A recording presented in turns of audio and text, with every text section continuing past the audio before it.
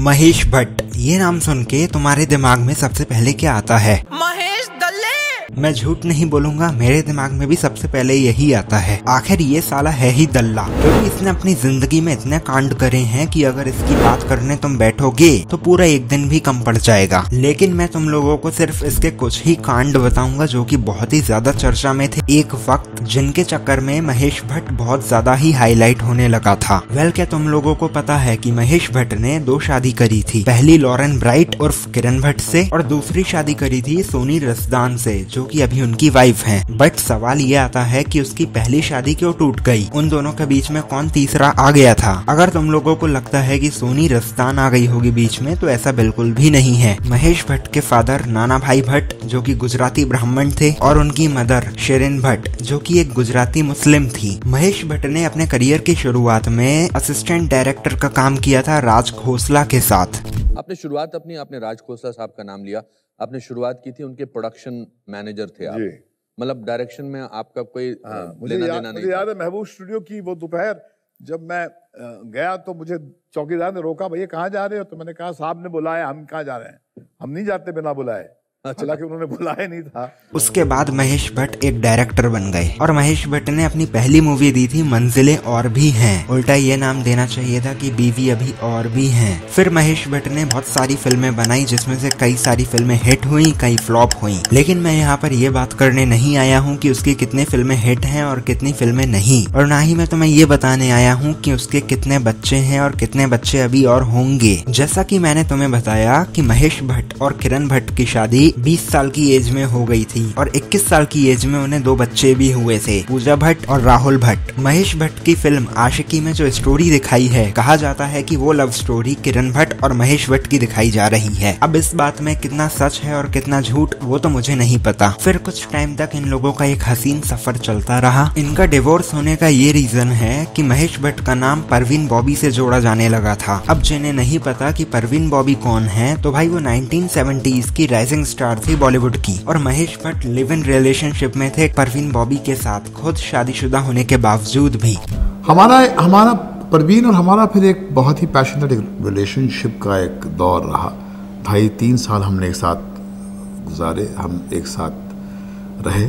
लेकिन महेश भट्ट किरण भट्ट के पास जब आए, जब परवीन बॉबी को पैरानॉइड सिजोफ्रेनिया नाम की एक बीमारी हो गई थी, जिसमें उन्हें लगता था कि उन्हें कोई डर सता रहा है। तो इस बीमारी के समाधान के लिए महेश भट्ट अपने दोस्त फिलोसोफर यूजी कृष्णमूर्ति के पास परवीन बॉबी को लेके गए, जिसमें यूजी कृष्णमूर्ति ने महेश भट्ट से ये कहा कि अब परवीन बॉबी और फिल्म इंडस्ट्री में काम नहीं कर सकती। मेरे मित्र यूजी कृष्णमूर्ति ने कहा था मुझसे कि अगर तुम इसको वाकई सुकून देना चाहते तो तुम अलग हो जाओ इससे।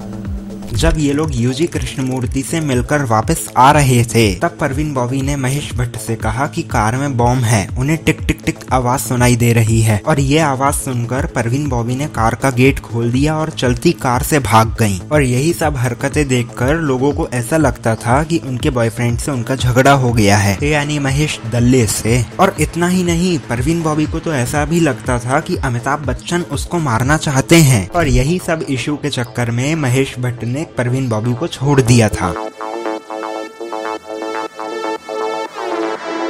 1980s में महेश भट्ट ने और पूजा भट्ट ने एक फोटोशूट कराया था स्टारडस्ट मैगजीन के कवर के लिए, वो भी लिप टू लिप किस करते हुए। उनकी वो फोटो देखकर लोगों को शक हुआ कि ये सच में बाप बेटी हैं या फिर स्टेप फादर स्टेप डॉटर हैं। और इसी मैटर को सॉल्व करते हुए महेश भट्ट ने ये कहा कि अगर पूजा भट्ट उनकी डॉटर नहीं होती तो वो उनसे शादी कर लेते। महेश भट्ट ने डिवोर्स फाइल किया क्योंकि वो सोनी रसदान से शादी करना चाहते थे, जो कि डिवोर्स होने की कार्रवाई में काफी समय लग रहा था। इसलिए महेश भट्ट ने इस्लाम धर्म अपनाने का फैसला किया था ताकि वो लीगली सोनी रसदान से शादी कर लें। मतलब हवस देख रहे हो महेश सर की।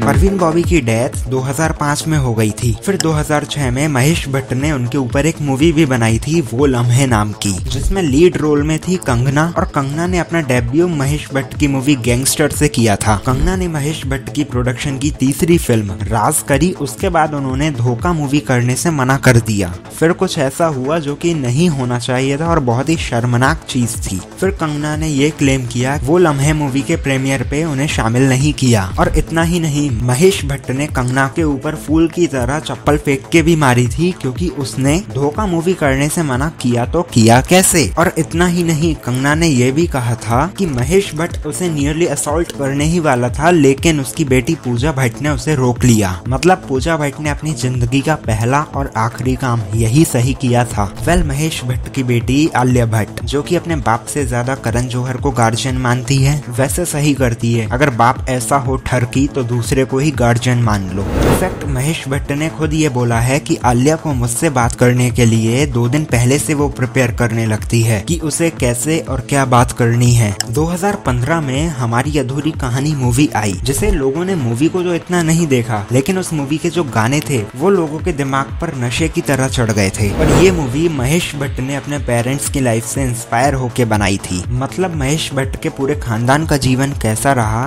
वो तुम महेश भट्ट की कोई भी मूवी उठा के देख सकते हो, क्योंकि इसकी कोई ना कोई मूवी अपने घर के सदस्यों पर ही बेस्ड है। लेकिन बाद में महेश भट्ट की अपनी रियल लाइफ स्टोरीज खत्म हो गई थी और उसका रीमेक बनाने से भी मन भर गया था, और कुछ नया ना दिखाने के चक्कर में उसकी स्क्रिप्टिंग भी रिपीटेड होती जा रही थी। और धीरे धीरे लोगों को महेश भट्ट की मूवी से भरोसा उठता गया था, क्योंकि उनकी मूवीज में न्यूडिटी देख के लोग उनसे चिढ़ने लगे थे। मतलब उसकी लाइफ में भी न्यूडिटी, उसकी मूवीज में भी न्यूडिटी, हर तरफ सिर्फ नंगापन चल रहा था उसकी जिंदगी में। तो आज के लिए बस इतना काफी है इस दल्ले के ऊपर। अगर तुम्हें इसके बारे में कोई नई गाली याद आ रही है तो वो कमेंट में लिख सकते हो। और हाँ, गाली के आगे महेश दल्ले का नाम जरूर लिखना। अगर खाली गाली लिखोगे तो लोगों को लगेगा कि तुमने मेरे को गाली दी है, तो ऐसा मत करना, है ना। चलो बाय।